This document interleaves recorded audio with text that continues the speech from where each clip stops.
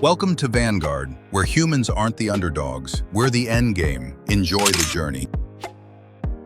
The stars had not changed in millions of years. They still burned cold and distant, scattered across the endless darkness like indifferent witnesses to everything that lived, fought, and died beneath them. Commander Zaruk had spent most of his life staring at those stars from the bridge of the eternal vigilance. And tonight, they looked exactly the same as they always had. Routine, that single word defined his existence. Zaruk was a veteran of 40 standard cycles in the Zathan Dominion fleet. His species possessed 3 hearts, each beating in perfect rhythm, designed by evolution for endurance rather than speed. On the bridge, he sat upright in his command cradle, armored plating along his forearms reflecting the soft glow of tactical displays. Around him, his crew worked in practiced silence. Every motion was precise. Every tone of light on every console was familiar. The Eternal Vigilance patrolled neutral space along one of the quieter interstellar corridors. No wars, no pirate activity, no territorial disputes that mattered. It was a perfect assignment for an officer nearing the end of his service, and that was exactly how he wanted it. The Zathan Dominion was feared across the galaxy for one reason above all others: their scanners. No ship had ever hidden from them. No shield, no stealth field, no classified prototype had ever escaped a Zathan deep scan. Their technology did not merely observe, it understood.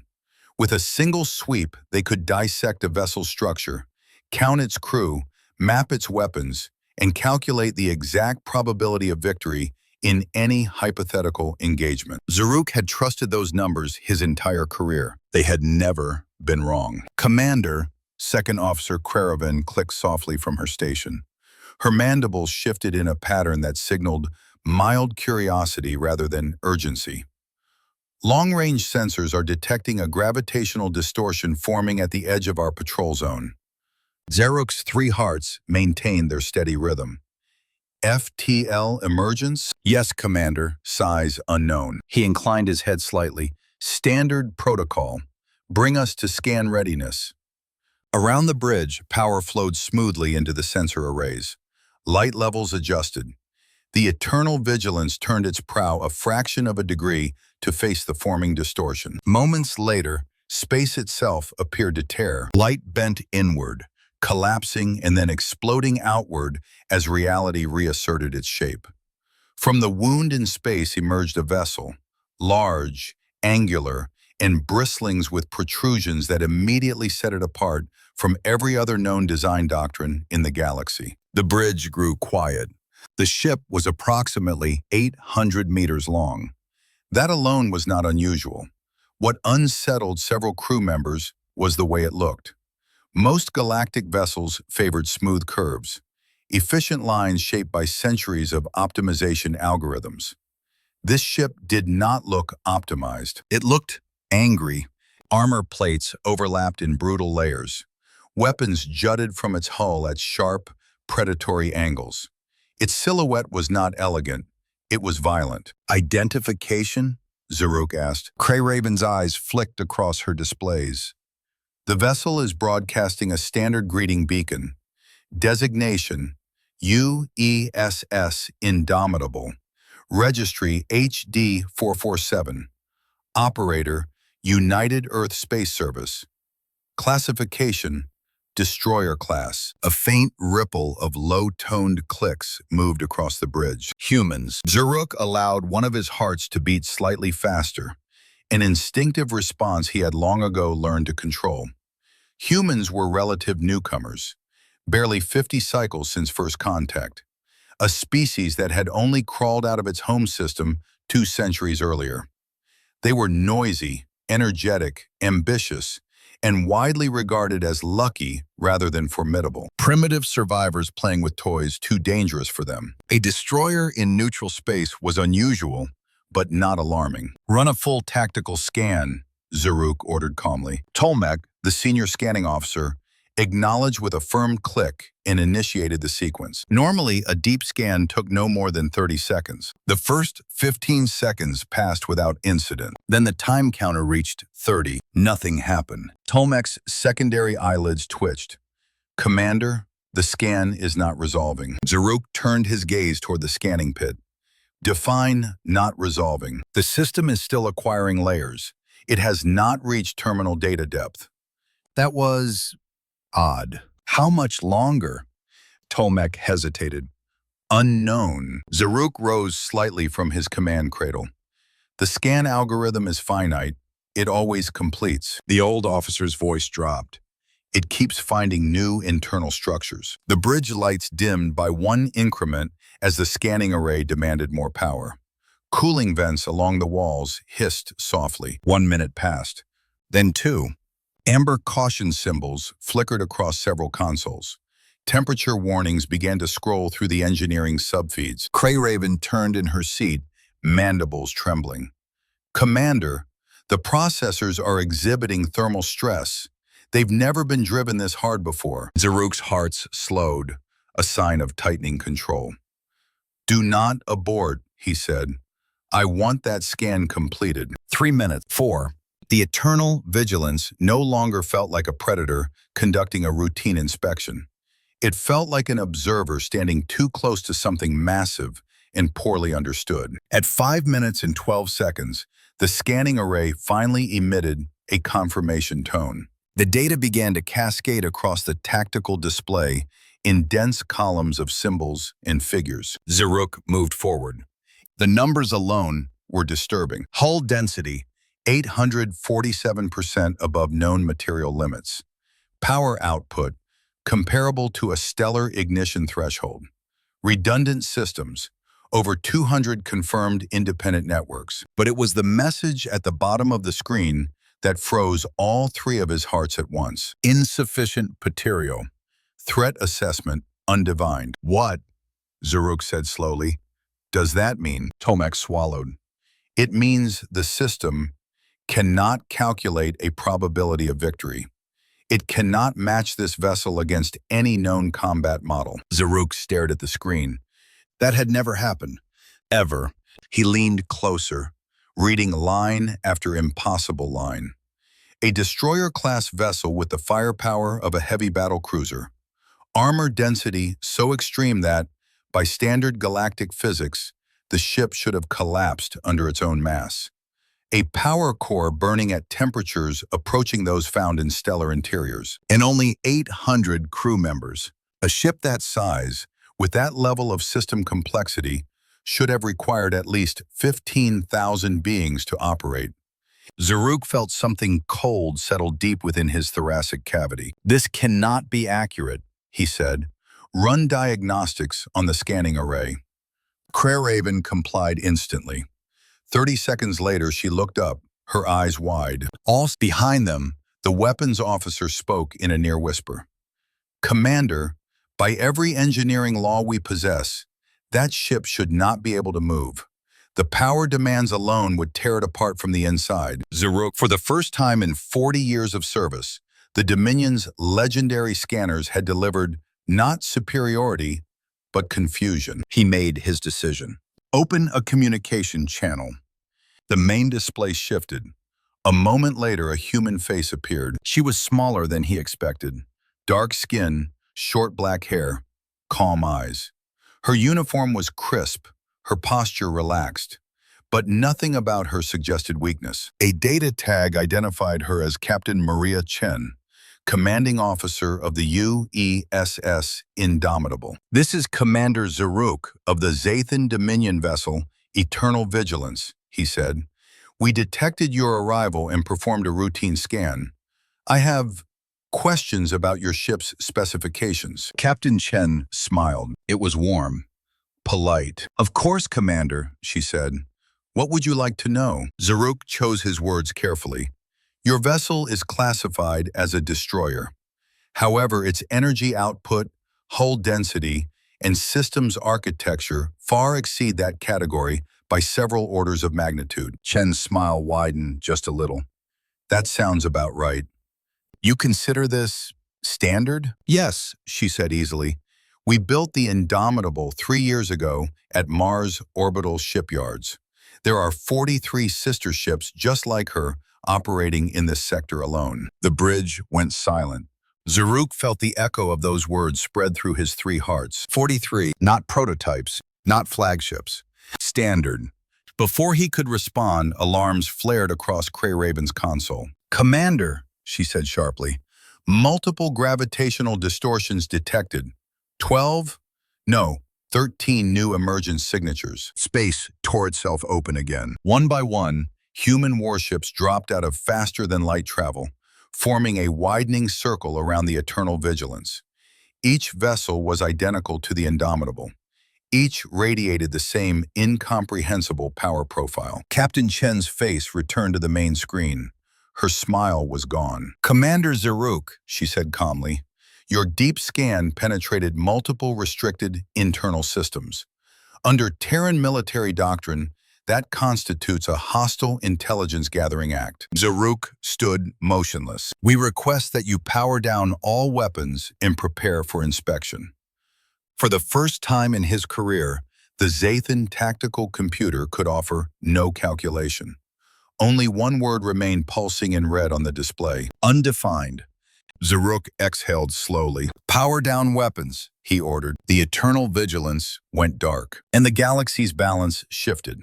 Quietly, irrevocably, in the shadow of a ship that should not have been possible. The inspection team arrived precisely 37 minutes after the Eternal Vigilance powered down. 3 human officers stepped aboard, escorted by 2 Dominion security personnel who seemed far more nervous than their guests. Humans were physically smaller than most galactic species, yet every movement they made had an unsettling confidence. Quiet, controlled, as if nothing in the corridor could possibly threaten them. Captain Maria Chen entered last. She carried no weapon. She did not need one. The 13 destroyers surrounding the Zathan vessel were weapon enough. Commander Zaruk met her just inside the auxiliary hangar bay. His posture was formal, but one of his hearts beat in irregular rhythm, an instinctive sign of stress his physiology betrayed.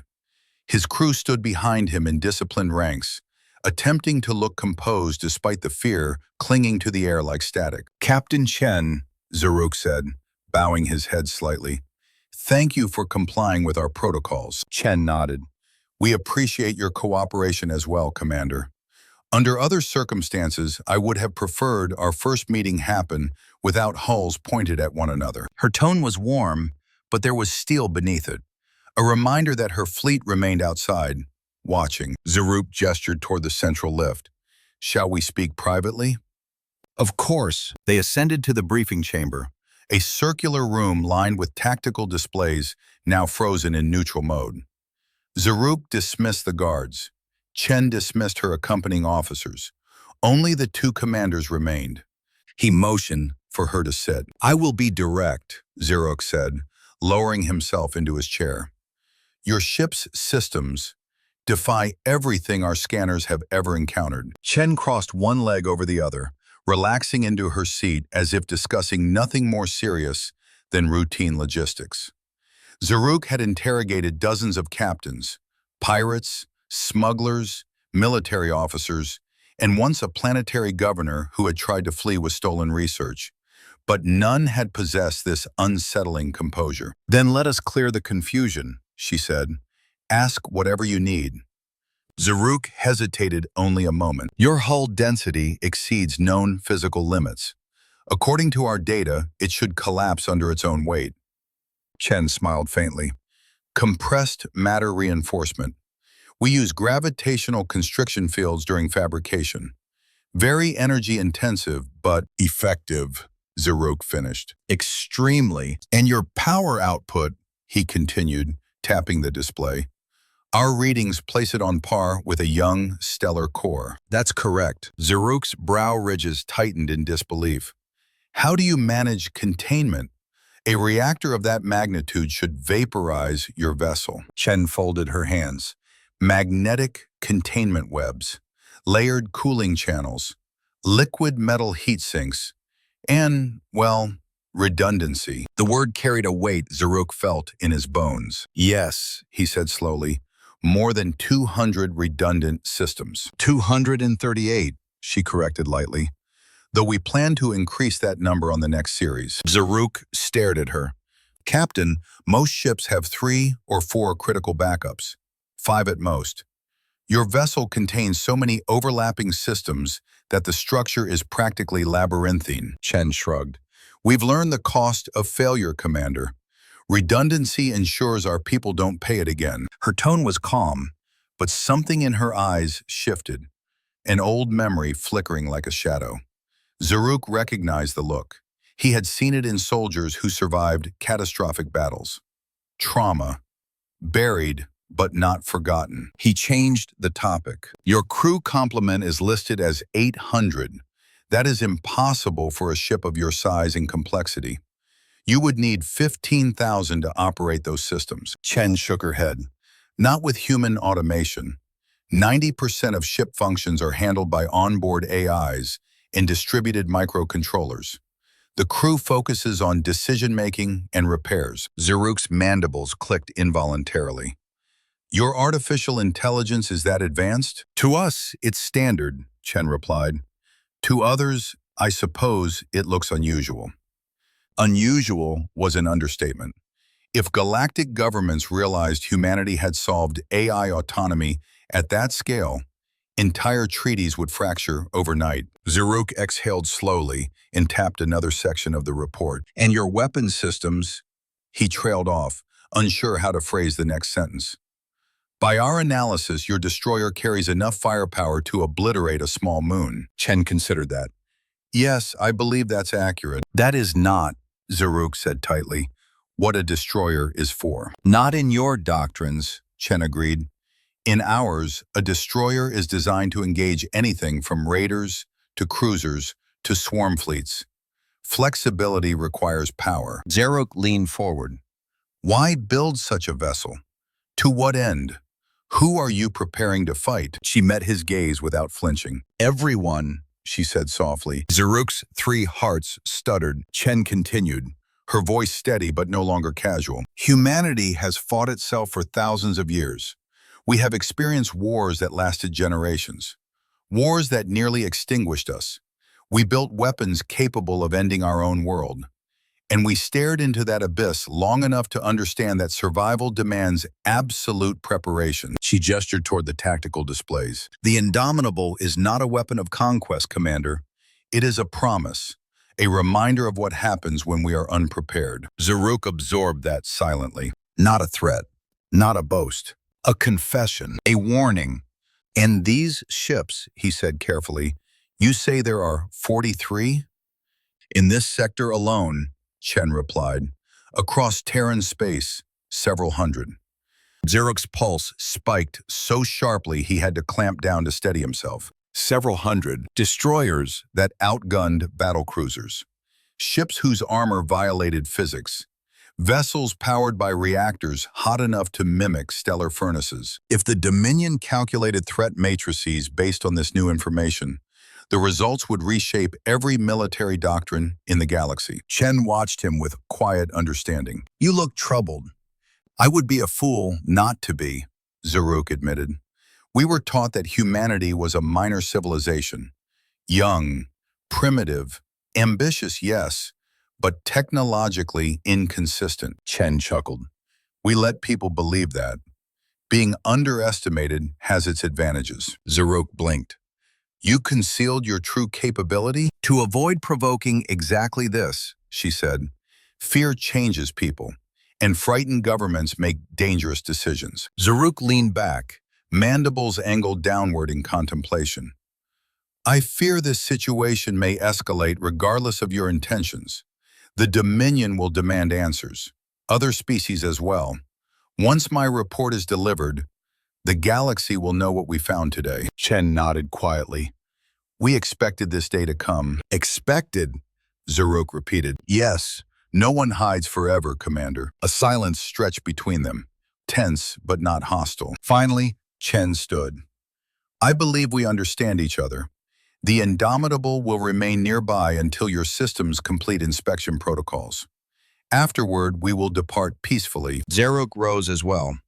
I appreciate your cooperation, Captain. She paused at the doorway. For what it's worth, we don't want conflict. Humanity has had enough war to last several lifetimes. Zaruk inclined his head. I hear sincerity in your words, but others may not. Chen's expression darkened. Then let us hope they listen before fear takes hold. A sudden shrill alarm erupted from the tactical systems embedded in the chamber wall. Zaruk turned sharply. Crayraven's voice came through the comm, tight with urgency. Commander, multiple new FTL signatures, forming all around us. Zaruk felt his heart seize. Chen offered a faint smile. Ah, reinforcements. Space tore apart in 13 separate directions, opening like rifts in a wounded universe. One by one, human warships emerged, sleek, angular, radiating the same impossible power readings as the Indomitable. They formed a ring around the Eternal Vigilance, a silent, inescapable cage. A moment later, the main comm channel activated. Commander Zaruk, Chen said, her voice now crisp and authoritative. Your deep scan penetrated sensitive internal systems. Under Terran military protocol, this constitutes hostile intelligence gathering. Power down all weapons and prepare for inspection. Zaruk felt his crew watching him, waiting for his order. He glanced at the tactical display. One word still glowed in red. Undeflate. His heart sank. Power down weapons, he said quietly. Comply with their request. The Eternal Vigilance dimmed, its weapons folding inward like a creature submitting to a larger predator. Chen spoke one last time, her voice gentler now. Thank you, Commander. I assure you, this will go more smoothly than you fear. Zaruk wished he could believe her. For the first time in his long life, he realized something profound and terrifying. The galaxy had misjudged humanity badly, and now the universe would face the consequences. 3 hours after the Eternal Vigilance powered down its weapons, Commander Zaruk sat across from Captain Maria Chen in a secure observation chamber overlooking the stars. Between them, a holographic projection of the UESS Indomitable hovered in slow, silent rotation. Its layered armor plates, internal compartments, and dense reactor core rendered in cold blue light. Zaruk had reviewed the raw scan data twice already. It still felt unreal. Captain, Zaruk said slowly, his voice low with restrained disbelief. Your vessel violates nearly every efficiency doctrine the galaxy has ever developed. It is heavy to the point of absurdity. Your engines burn fuel at catastrophic rates. Your internal systems are duplicated to a degree that borders on irrationality. Chen inclined her head. That's a fair assessment. Then explain this to me, Zaruk pressed. Why would any species willingly build ships this inefficient? Chen studied the hologram in silence for a long moment. When she finally spoke, her voice had lost its earlier lightness. Because efficiency doesn't save you when everything goes wrong. Zaruk felt a subtle chill creep through his 3 hearts. Chen gestured toward the hologram.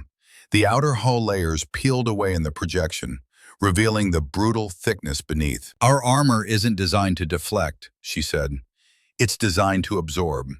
We assume every ship will be hit, repeatedly, by weapons stronger than we expected. The display zoomed further inward, revealing dense structural ribs interlocked like the bones of some colossal predator. Most civilizations build ships that rely on shields as their primary defense. So do we. But our shields are meant to fail eventually. When they do, the ship has to survive on raw physical strength. Zaruk's mandibles clicked softly. That amount of mass should cripple your mobility. It would, Chen agreed, if we built our engines the way everyone else does. The hologram shifted again. The aft section of the Indomitable expanded, revealing vast, layered engine chambers wrapped in glowing magnetic containment fields. Our reactors burn fusion at near-stellar temperatures. The output is excessive by galactic standards. That's intentional. Zaruk stared. You are riding an artificial star. Yes, Chen said simply. and we use every scrap of energy it gives us. She brought up a schematic of the ship's cooling systems, vast rivers of liquid metal coursing through heat channels that wrapped around every critical structure. Without this, she added, the ship would melt itself apart in seconds. Zaruk leaned back, stunned. That level of thermal management should be impossible at your size. Chen met his gaze. It was impossible until we needed it not to be. Silence stretched between them, heavy with implication. Zaruk broke it carefully. In the redundant systems, 238 backups for critical functions. Why so many? Chen's expression changed, subtle but unmistakable. The faint humor vanished from her eyes. Because we know what happens when there aren't enough. She expanded another section of the hologram, isolating the life support architecture. This is one full life support network, she said.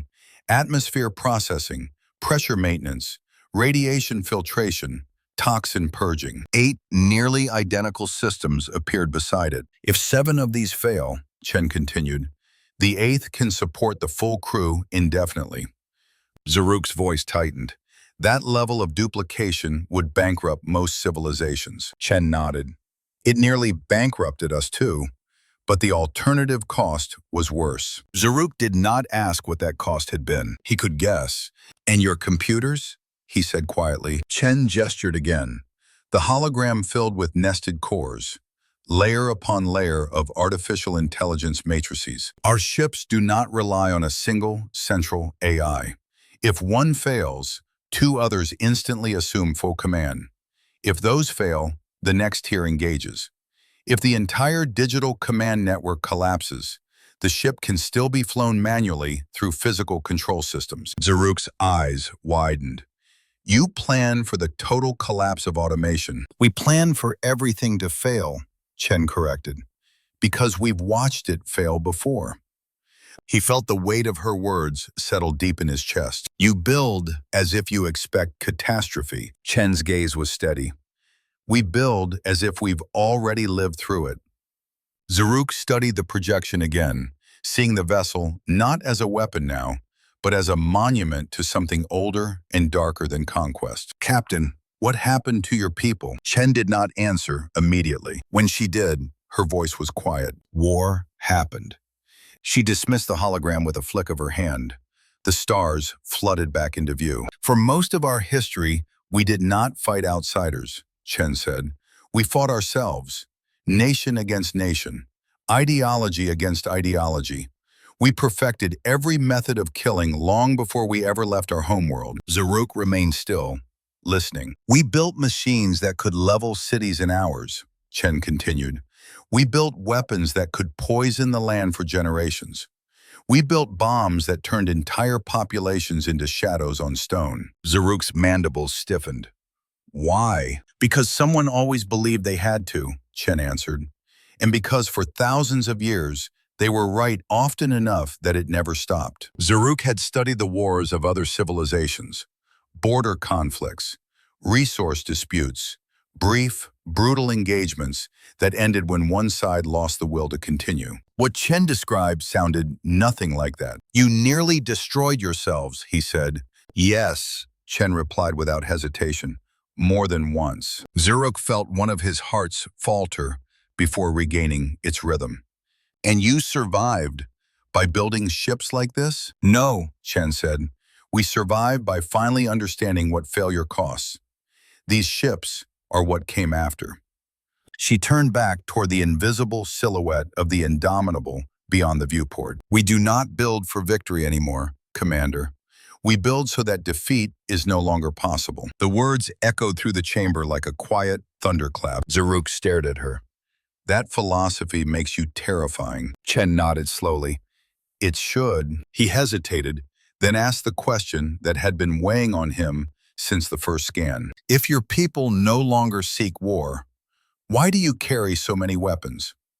Chen's answer was immediate. Because peace is fragile. She held his gaze. Because someone, somewhere, will always believe they can take what they want by force.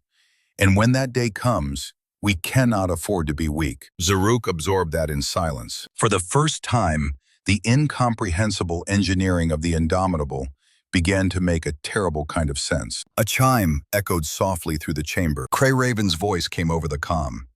Commander, Dominion High Command is requesting immediate transmission of all scan data.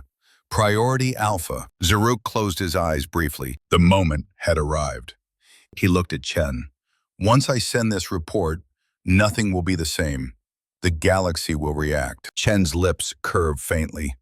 The galaxy always reacts to the truth. It just rarely likes what it sees. Zaruk activated his datapad. The scan files, vast, impossibly dense, streamed across the secure channel toward the heart of the Dominion. A silent message broadcast across the stars. Humanity was not what the galaxy believed. When the transmission completed, Zaruk felt as if an era had ended. You have changed everything, he said quietly. Chen shook her head. No, Commander.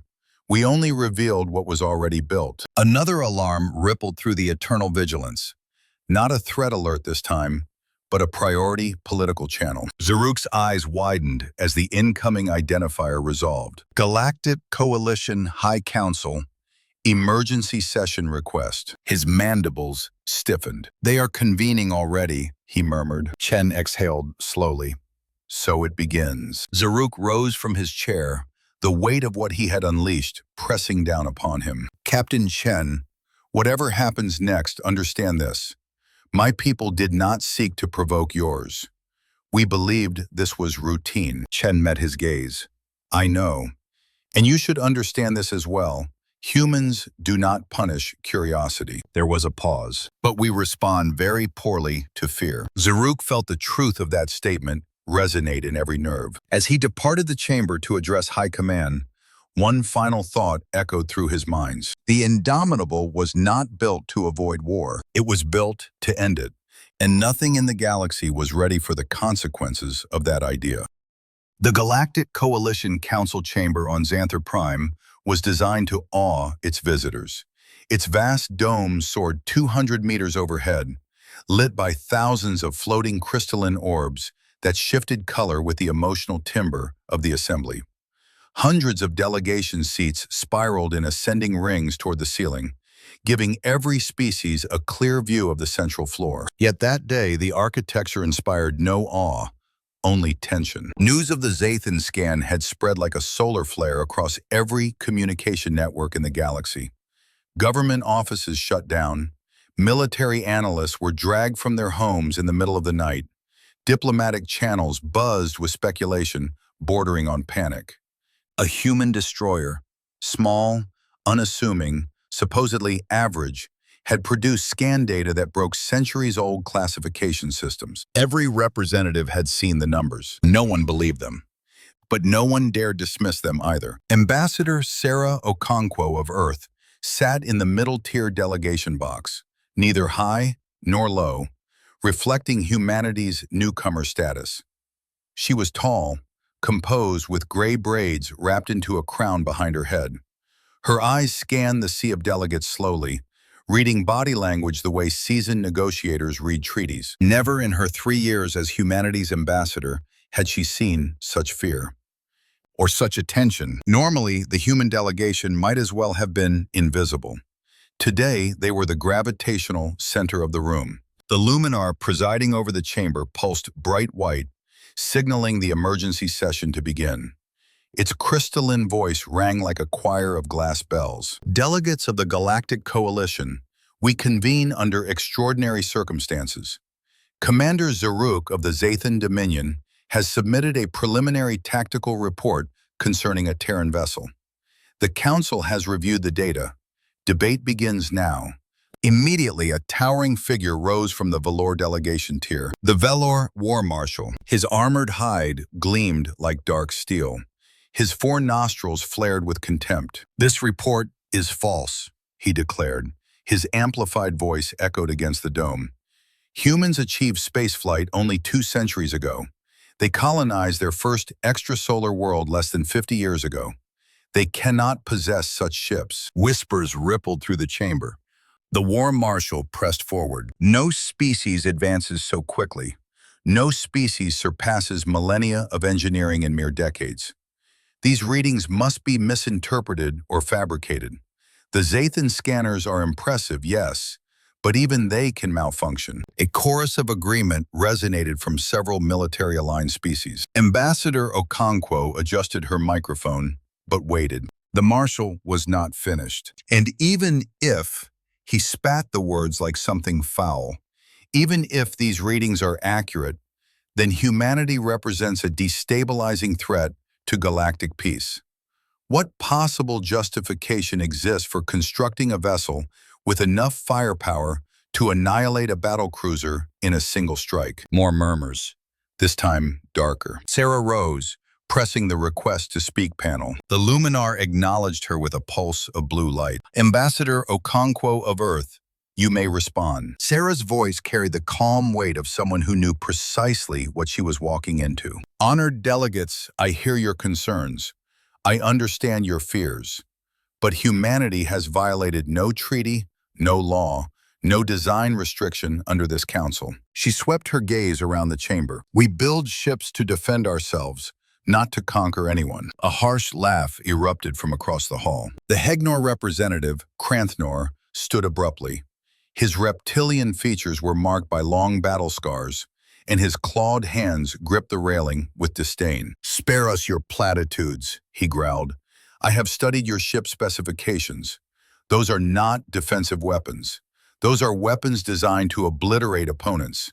Completely, efficiently, mercilessly. Sarah met his glare without flinching. You would know, honored Kranthnor, she replied smoothly. Your people are warriors. You understand the purpose of strength. Kranthnor paused, surprised by her acknowledgement. Sarah continued. And yet, in the 50 years humanity has been in space, have we invaded a single world, launched a war, conquered any species, threatened your borders? Silence, painful silence. Every species knew the truth. Earth had kept to itself. The war marshal slammed a fist against his console. A dangerous creature need not bite to be feared. It need only show teeth. Sarah arched a brow. So your argument is fear itself? It is caution, the marshal snarled. Sarah sighed inwardly. Fear had already taken hold. She needed to redirect it, fast. Honored delegates, she said, if the council doubts the accuracy of the Zathan scan, humanity is willing to provide a demonstration. The entire chamber burst into overlapping exclamations. Shock, outrage, curiosity. The Luminar pulsed violently, restoring order. What kind of demonstration? It asked. Sarah clasped her hands behind her back. A practical one. Provide a target, any decommissioned vessel of your choosing. My people will show you exactly what our ships can do. Nothing hidden, nothing exaggerated. Krantnor's voice rose instantly. The Hegnor Empire accepts this challenge. His reptilian eyes glittered. We possess a retired battlecruiser, the Deathless Honor.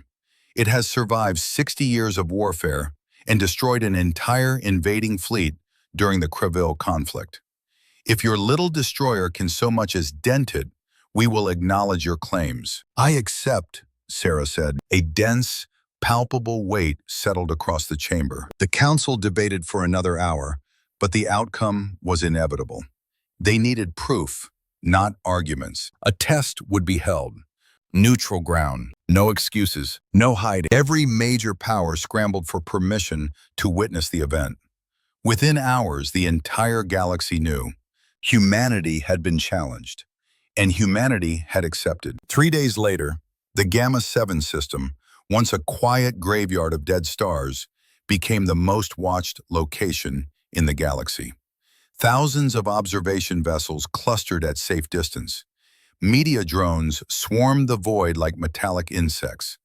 The Deathless Honor arrived first. It was colossal, 2 kilometers long, plated in half-meter armor, its hull scarred from centuries of battles. Even in retirement, the cruiser radiated dignity. It was a relic of a time when wars were fought by giants and legends were carved across the stars. Observers murmured reverently. Then the UESS Indomitable emerged from faster-than-light travel. Compared to the Hegnor dreadnought, the human destroyer looked insignificant.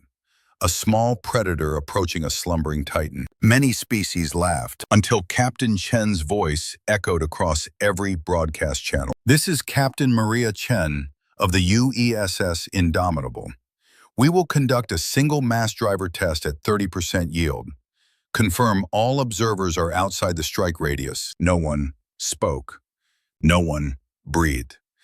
"The Luminar Overseer confirmed clearance." Chen's calm voice returned. "Beginning demonstration in 10 seconds. Across the galaxy, billions of eyes watched. 10, 9, 8. Some laughed nervously. Some doubted. Some feared. 3, 2, 1. A flash of light burst from the Indomitable's forward cannon.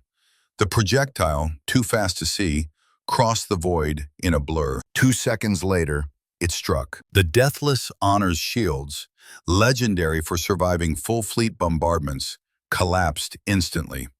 Explosive feedback cascaded across its shield generators.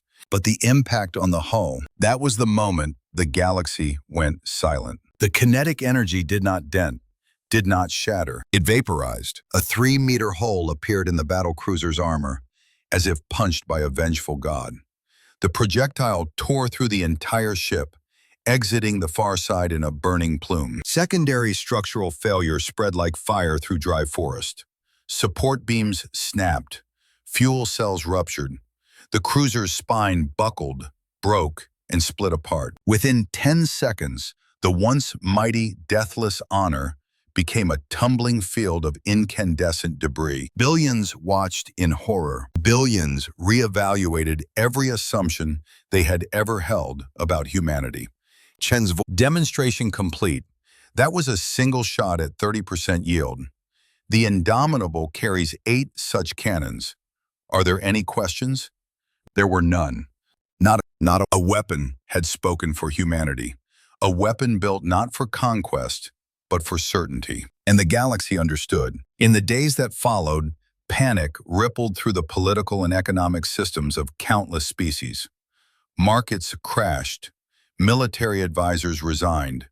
Defense treaties were rewritten in frantic emergency sessions. For the first time in millennia, the galaxy realized its apex warriors were not the oldest species. Not the strongest, not the most numerous, but the ones who had nearly killed themselves and lived long enough to fear that memory. And for the first time, the galaxy turned its collective gaze toward Earth, not with derision, but with respect, and a very primal fear. The debris of the Deathless Honor still burned when the galaxy found its voice again. Across the Gamma 7 system, thousands of observation vessels remained perfectly still, their engines idling, their crews staring in stunned silence at the expanding cloud of glowing fragments. What had once been the pride of the Hegnar Empire now drifted as molten shrapnel, each piece a confession that something ancient had just died. Not the ship, an illusion. On Zathan Prime, Commander Zeruk watched the destruction unfold in real time. The delay between the firing of the mass driver and the annihilation of the battlecruiser had been barely 2 seconds. But in those 2 seconds, the Zathan tactical computers had attempted to predict outcomes. They had failed. Again. Did the shields even register impact? One of Zeruk's junior officers whispered. Zeruk did not answer immediately. His 3 hearts beat slow and heavy. They registered it, he said finally. They simply did not survive it. The shockwave of the kinetic strike had not only punched through armor and annihilated internal structure, it had shattered the conceptual foundation of galactic warfare. For thousands of years, battles were measured in sustained exchanges of fire, layered defenses, gradual attrition. Victory came from endurance, numbers, coordination. Humanity had rewritten the equation. 1 shot, 1 target, 1 verdict. In the Galactic Coalition Council chamber, Ambassador Sarah Okonkwo stood amid chaos. Delegates shouted across the tiers. Some demanded emergency sanctions. Others called for immediate negotiations. Several species representatives fainted outright. The Luminar pulsed violently, flooding the chamber with stabilizing light as it struggled to restore order. The Hegnar delegation was silent. Krantnor stood frozen at his railing, claws slack, reptilian eyes fixed on the central display showing the ruin of the Deathless Honor. His empire's proudest relic had lasted exactly 10 seconds. 10. His voice, when it finally came, was hoarse. "It destroyed a fleet once," he murmured. 60 years of war, undone in a heartbeat. Sarah did not gloat. She did not even smile. She simply said, "Power does not care about legend." The Velour War Marshal rose slowly, his towering form no longer radiating certainty, but something far more dangerous, fear struggling to masquerade as control. "This is intolerable," he said. "Such power in the hands of a single species will destabilize every balance of force in the galaxy." Sarah met his gaze. "With respect, Marshal, there is no longer any balance to destabilize." The words struck deeper than any weapon. For the first time in 3,000 years, the Velour Empire was not the undisputed military apex of the galaxy. And they knew it. Within hours of the demonstration, economic shockwaves began to ripple outward. Defense manufacturers across multiple empires saw their stock values collapse as investors realized that conventional warships had become obsolete overnight. Insurance conglomerates halted coverage for military vessels entirely, citing unquantifiable extinction-level risk. Border disputes that had simmered for decades abruptly went silent. No one wished to be the next species to test whether humanity's restraint was permanent. On dozens of frontier worlds, commanders issued sudden stand-down orders. Long-planned offensives were quietly canceled. Pirate flotillas vanished into hiding, abandoning routes they had controlled for generations. A single human destroyer had not merely destroyed a ship, it had frozen an entire galaxy. In a secure chamber aboard the UESS Indomitable, Captain Maria Chen removed her command jacket and exhaled for what felt like the first time in days. Sweat clung faintly to her brow, not from fear of failure, but from the weight of what success had meant. Her first officer, Lieutenant Arjun Patel, stood nearby, arms crossed. "You just ended 3,000 years of military doctrine," he said. Patel studied her carefully. "You're not celebrating." The intercom chimed softly. "Captain," the comm officer reported, "Galactic Coalition requests immediate diplomatic contact, high priority channel." Chen closed her eyes for one brief second, then opened them. "Put it through." Sarah Okonkwo's image appeared. "They're shaken," Sarah said without preamble. "Half the council is talking about containment measures. The other half wants alliances." Chen nodded. "And the Velour?" "Quiet," Sarah answered, "which worries me more than if they were screaming." Chen allowed herself a thin smile. "They built their identity on being untouchable. That kind of belief doesn't shatter cleanly." Sarah studied her face. "Maria, you knew this would change everything." "Yes," Chen replied. "That's why I asked for permission before I pulled the trigger." Sarah exhaled slowly. "You've given us leverage humanity has never possessed before. And enemies humanity has never needed before," Chen added. Silence stretched between them. Finally, Sarah spoke again. "The council wants to know what humanity intends to do next." Chen's voice was steady. "The same thing we've always intended. Defend our territory, protect our people, and avoid war if at all possible." Sarah smiled sadly. "They're going to hear only the middle part of that sentence." On Zathan Prime, Zaruk finished reviewing the final confirmation streams of the Gamma-7 test. When the last fragment of the Deathless Honor drifted out of sensor range, he terminated the feed. Around him, his staff waited for some kind of guidance. For the first time in his career, Zaruk felt unsure what order a military commander was even supposed to give when the very meaning of overmatch had been erased. "At ease," he said quietly. The officers relaxed, barely. Crayraven hesitated. "Commander, what are we going to tell High Command now?" Zaruk gazed out at the stars. "The truth." He turned back to his console and began drafting the most consequential report of his life. Humanity's warships are not weapons in the conventional sense. They are extinction prevention engines. They are not built to win wars of conquest. They are built to end wars of survival. He paused. The question before the galaxy is no longer whether humanity is dangerous. That has already been answered. The question is whether we are wise enough to accept their restraint, or arrogant enough to test it.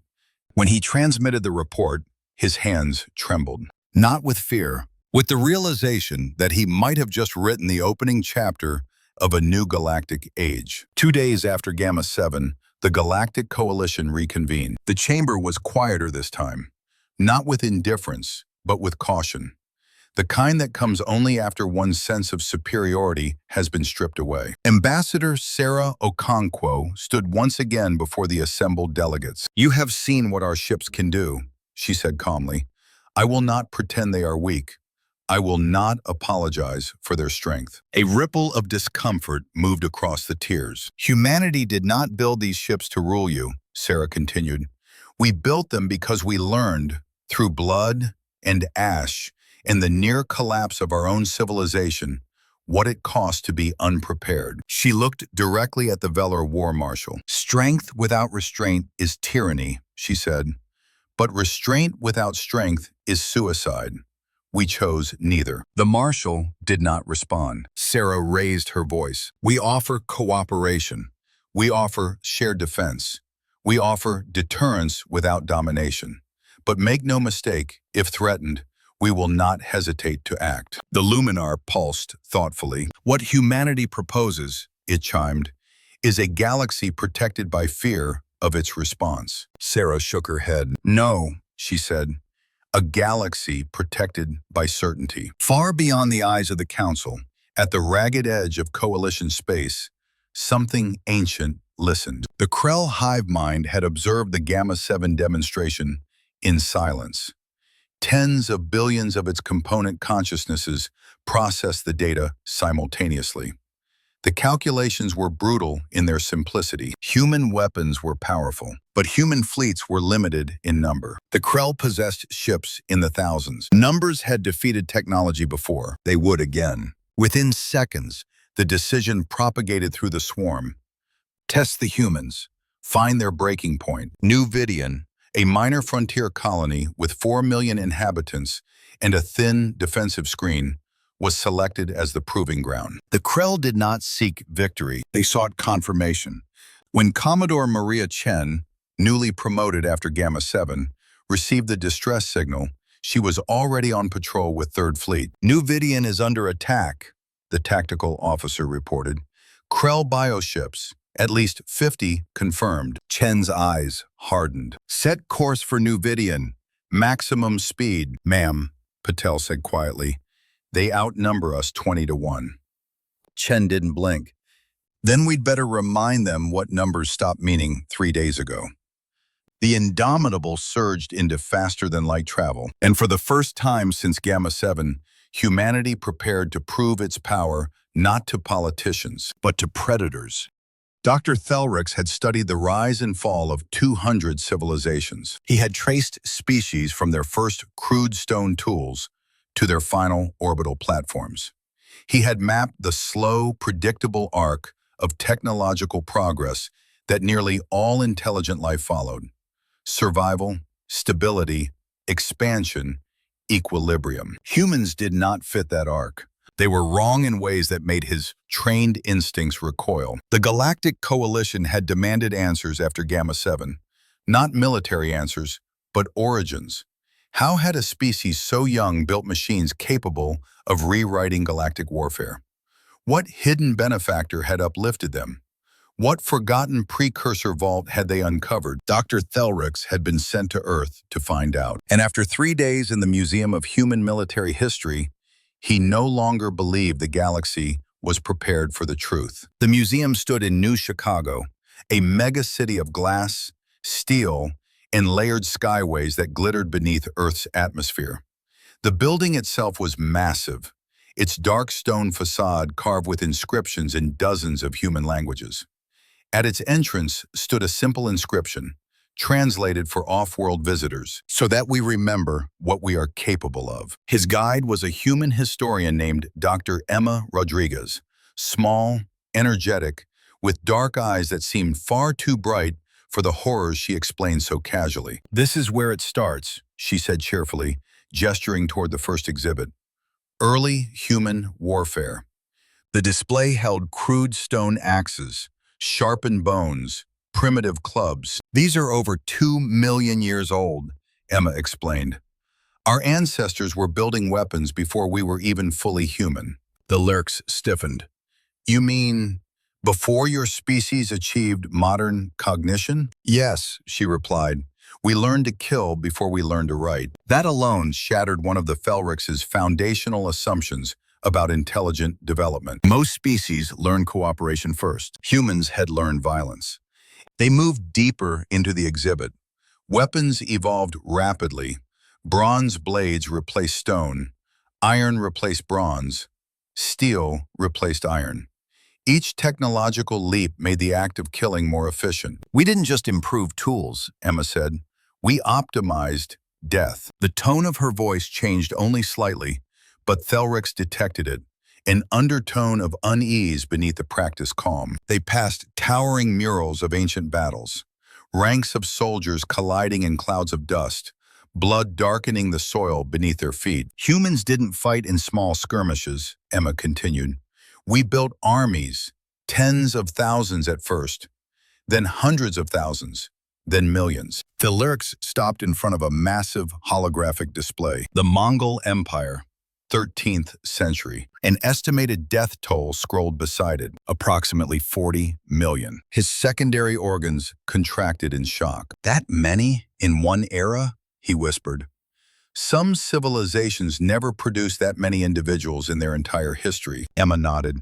For us, it was just one chapter. They moved on. Gunpowder, cannons, muskets, rifles, machine guns.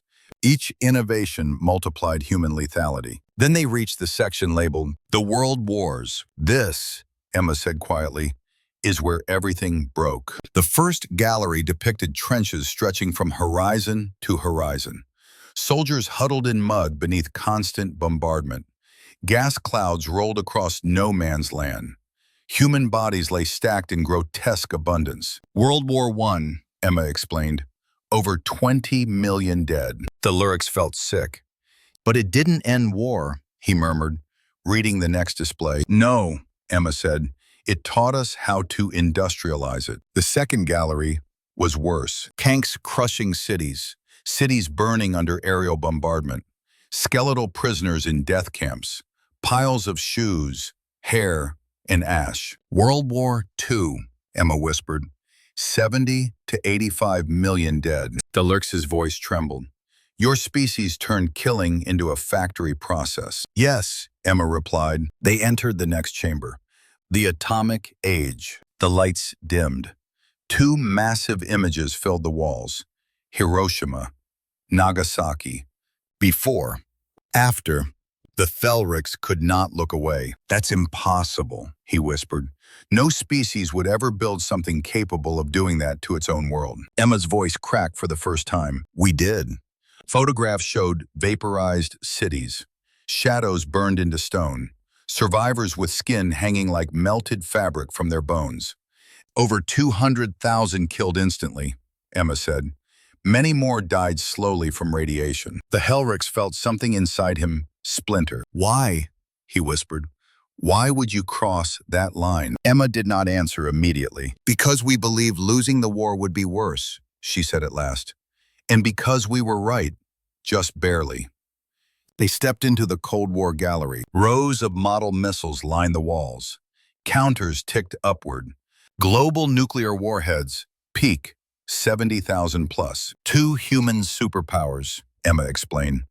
Each with enough weapons to erase our entire biosphere several times over. For 50 years, we lived knowing one mistake could end everything. Thelrix turned slowly toward her. How did you survive that? Emma's expression softened, tinged with sorrow. Fear, she said. Fear of what we had built. She pointed to a digital inscription. Mutually assured destruction. If one side launched, the other would retaliate. Everyone would die. So no one fired. Not because we became kinder, because we became terrified of ourselves. The Lurks finally understood. You learned restraint, not from mercy, but from horror. Emma nodded. They left the museum in silence. That night, the Thelix met Colonel James Park at a high-orbit shipyard where a human cruiser was under construction. The vessel's skeletal frame hung in space like the rib cage of a steel leviathan. "You wanted to understand our design philosophy," Park said, leaning against a viewport. "Yes," the Thelix replied quietly. "Why your warships are built like fortresses instead of instruments." Park studied the half-built hull. "Have you ever been inside a military submarine?" he asked. "No. A submarine operates inside an environment that wants to crush it," Park said. "Every meter of depth adds pressure. Every failure is fatal. So we build redundancies upon redundancies. We assume something will break, so we prepare for that moment in advance." He turned toward the construction frame. "When we went to space, we realized something worse. The ocean doesn't hate you. It doesn't plan. It doesn't adapt. Space does." The Thelix felt a cold realization take root. "You built your ships assuming an enemy smarter than the environment itself." "Yes," Park said, "and stronger." "And your weapons?" Thelix asked softly. "Why so excessive?" Park was silent for a long time. "Because humans don't build for small wars," he finally said. "We build for wars where losing means extinction." The Thelix returned to his quarters that night and began drafting his report to the Galactic Coalition. He wrote of humanity's endless internal wars. He wrote of their industrialized slaughter. He wrote of their near self-annihilation. And finally, he wrote this: "Humans did not build a terrifying military because they desire conquest. They built it because they know, better than any species alive, what it costs to be unprepared." Every human warship is not merely a weapon. It is a warning written in metal. A warning born from the memory of a species that nearly erased itself and survived just long enough to be afraid of repeating that mistake. When he sent the report, the Thelix realized he no longer feared humanity. He feared what would happen if anyone ever forced them to remember that past too vividly. And far beyond Earth, as his report propagated through coalition channels, 50 Krell bioships crossed into the Theta sector. Nuvidian burned, and the galaxy was about to witness the price of testing survivors. Nuvidian burned. From orbit, the colony world looked like a living wound. Fires spread through its primary continents in jagged orange lines. Defense platforms that had once ringed the planet now tumbled as molten wreckage, their broken frames glowing like falling stars as they plunged through atmosphere. The Krell swarm did not feel satisfaction. It calculated progress. 50 bioships moved in perfect synchronization, their organic hulls pulsing with dull crimson light as they drank energy from the destruction below. Each vessel was a living war organism, grown, not built, layered with regenerative armor, corrosive weapon glands, and propulsion nodes that beat like colossal hearts. The swarm mind assessed resistance and found it negligible, as it always had. On the surface, 4 million civilians fled into underground shelters as acid rain from orbital bombardment scorched cities into skeletal ruins. Emergency sirens howled across continents, already breaking apart beneath the weight of panic. Nuvidian's final distress signal tore across subspace and reached humanity. On the bridge of the UESS Indomitable, Commodore Maria Chen stood rigid at the central command platform as the tactical projection bloomed into lethal clarity. 50 confirmed enemy bioships, the sensor officer reported. Krell configuration. Planetary assault posture. Colony Defense Force reduced to 14% combat capability. Chen's jaw tightened. "Any evacuation corridors left?" she asked. "Minimal," came the reply. "Surface shelters only. Orbital escape impossible." Chen closed her eyes for a fraction of a second. Then she opened them. "All hands," she said calmly, her voice resonating through the ship. "This is not a demonstration. This is not a political message. This is a live combat rescue operation." Every station across the Indomitable snapped to full readiness. "We will engage immediately upon emergence. Weapons free. Target priority. Command nodes first. We break the mind, the body follows. Lieutenant Patel glanced at the tactical plot. Ma'am, that's 50 ships. Chen met his gaze. We only need to prove that one ship is enough. Space folded.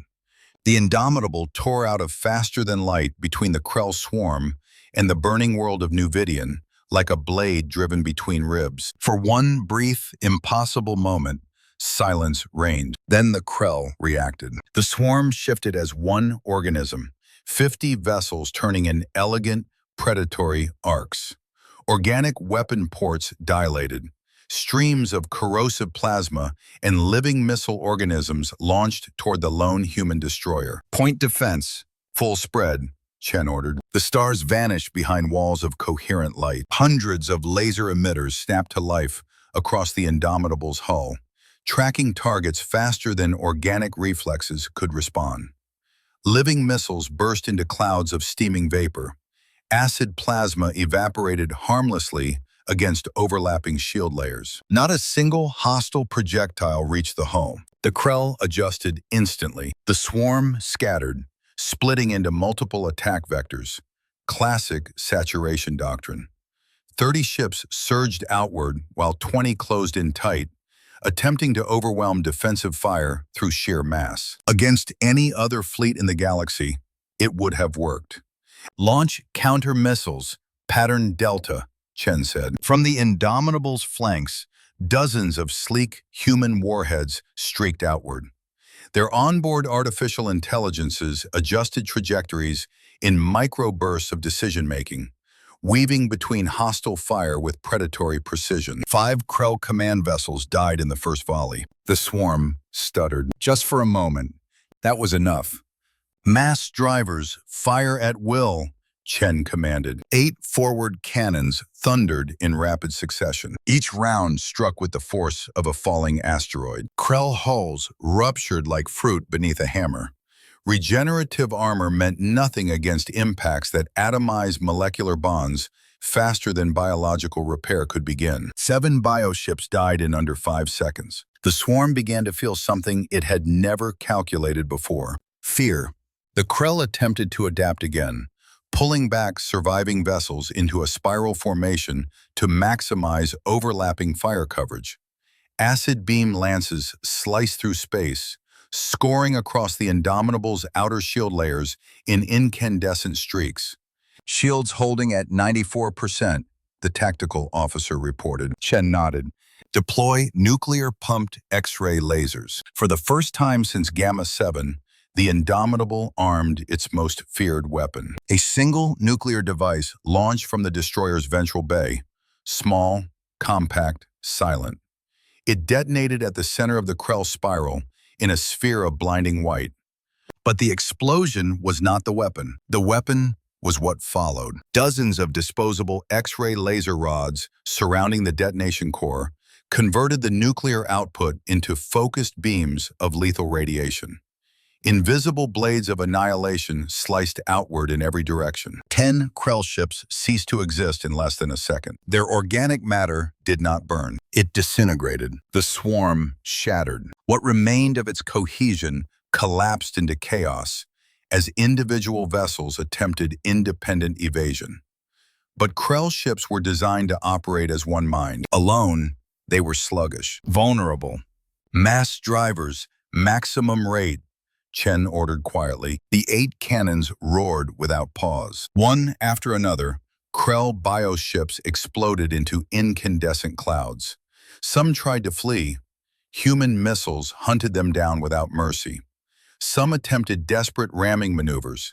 Point defense shredded them before impact. 17 minutes after the first human shot, silence returned to the Theta sector. 50 Krell warships drifted as glowing debris. Not a single one escaped. Aboard the Indomitable, damage reports scrolled across every display. Acid scoring on outer hull layers. 3-point defense clusters offline. 1 secondary shield generator collapsed. No crew casualties.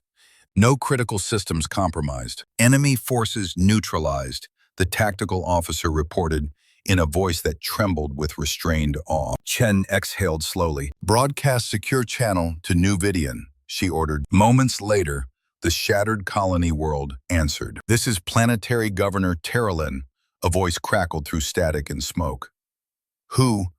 Who just saved us?" Chen's reply was steady. "This is Commodore Maria Chen of the United Earth Space Service. You are under human protection now." On the surface of New Vidian, millions heard the words and survived to believe them. The Krell hive mind did not scream. It recalculated.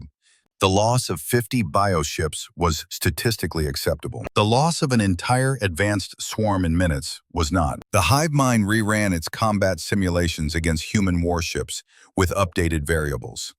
The projected cost of victory rose exponentially. For the first time in its long, predatory history, the Krell reached a conclusion that no calculation had ever produced before. Victory was possible, but extinction was probable. Within hours, Krell forces withdrew from all contested frontier sectors. Raids ceased. Swarms dispersed. The predators went silent. The galaxy noticed. On Xanther Prime, the Galactic Coalition Chamber reconvened once more. This time, no one argued. Ambassador Sarah Okonkwo stood beneath the vast dome as the footage of New Vidian's rescue played across the central display. The lone human destroyer standing between a burning world and annihilation. "The Krell swarm has withdrawn from all Coalition space," the Luminaire announced. "They have issued no demands." The chamber echoed with stunned murmurs. The Velour War Marshal stood slowly. "We misjudged humanity," he said at last. Gravely, Sarah inclined her head. Crampnor of the Hegnor placed a clawed hand over his chest. "We respect only strength that proves itself under fire," he said. "Humanity has done so." One by one, other delegates followed. Not with celebration, with relief. A week later, Admiral Zaruk stood beside Commodore Chen aboard the Indomitable, watching distant stars slide past the viewport. "The Krell tested you," Zaruk said quietly. "They test everything, eventually." Chen nodded. "They won't test us again." Zaruk studied her carefully. "You didn't just defeat a swarm. You changed predator-prey dynamics across the galaxy." She gave a faint smile. "We just showed them where the food chain ends." Zaruk was silent for a long moment. "At the top," he finally said. Chen shook her head. "At the bottom," she corrected, holding it up. The Indomitable turned back toward the frontier. And everywhere in the galaxy, predators learned what it meant to hunt survivors. 3 months after the Battle of New Vidian, the galaxy no longer felt the same. Trade routes, once plagued by pirate raids, reopened under the quiet watch of human patrols. Border disputes that had lingered for generations dissolved into negotiation within days. Entire star systems that had lived under constant threat of Krell predation experienced something utterly unfamiliar. Silence. Not the silence of emptiness, the silence of safety. Human destroyers did not occupy worlds. They did not demand tribute. They did not parade through conquered systems. They simply appeared at jump points, along frontier corridors, near vulnerable colonies, and stayed. Watching, waiting. The message was never spoken aloud, yet every species understood it perfectly. "You are not a 9 anymore." On Xanther Prime, the Galactic Coalition Council reconvened under conditions unlike any in its history. There were no emergency alarms, no shouting delegates, no threats of sanctions or war, only calculation. Ambassador Sarah Okonkwo stood before a chamber that was finally listening. "Humanity does not seek an empire," she said calmly. "We seek a stable galaxy. Stability requires deterrence. Deterrence requires strength. Strength requires responsibility." The Luminar pulsed slowly, thoughtfully. "What humanity offers," it chimed, "is an unprecedented military shield." Sarah nodded. "And unprecedented accountability. Any human vessel deployed beyond Terran space will operate under coalition oversight. Shared data, joint command exercises, mutual defense." A stir moved through the chamber. The Velour War Marshal rose once more, but this time his voice no longer carried arrogance. "For 3,000 years," he said, "we believed military dominance was the ultimate guarantor of peace. We were wrong. It merely postponed extinction for weaker species. He turned towards Sarah. Humanity has demonstrated a different equation, one we cannot ignore. One by one, species cast their votes. The result was nearly unanimous. The Mutual Defense Initiative was born. Human engineers soon worked alongside alien scientists. Human tactical doctrine merged with alien efficiency systems. Coalition ships grew heavier, stronger, harder to kill. Casualty rates across the frontier dropped by over 60% within a single year. For the first time in recorded galactic history, survival was no longer a privilege of the strongest. It became a shared responsibility. Admiral Zaruk, once commander of the Eternal Vigilance, stood as humanity's primary military liaison to the coalition. The promotion had not brought him pride. It had brought him clarity. One quiet cycle, he and Commodore Chen stood together on the observation deck of a human deep space repair yard. Beyond the viewport, a damaged coalition cruiser was being refitted with hybrid human-alien armor plating. "You have reshaped the galaxy," Zaruk said quietly. Chen did not look away from the stars. "No," she said, "we were shaped by it, long before we ever met you." Zaruk hesitated. "Your people endured horrors that would have shattered most civilizations. How do you maintain hope, knowing what you are capable of?" Chen was silent for a long time. "When we nearly destroyed ourselves," she finally said, "we learned two things: how easily we fall into darkness, and how desperately we want to climb back out." Zaruk studied her profile. "We do not fight because we love war," Chen continued. "We fight because we know what happens if we don't stop it early. We don't carry weapons for glory, we carry them for closure." "Closure," Zaruk echoed, "so that no child on any world ever has to learn what our children learned." Zaruk's mandibles clicked softly in a sound of deep respect. On Earth, Dr. Thelrix completed his final update to the Coalition's cultural archive. The concluding line of his original report had already altered dozens of interspecies doctrines. Humans are not dangerous because they love war. They are dangerous because they understand it better than anyone alive. But now, he added an addendum. They survived their own extinction once. The galaxy should not assume it would survive a second attempt. He sealed the report and transmitted it across the coalition. Then he did something rare for his kind. He rested. Across the frontier, former pirate enclaves collapsed under quiet human precision strikes. The strikes were not brutal, they were decisive. No territorial expansion followed, no conquest, only one message broadcast repeatedly across intercepted channels. This space is protected, not by treaties, by certainty. Far beyond coalition borders, deep within the void between mapped systems, the Krell hive mind observed humanity again. It did not rage. It did not retaliate. It withdrew.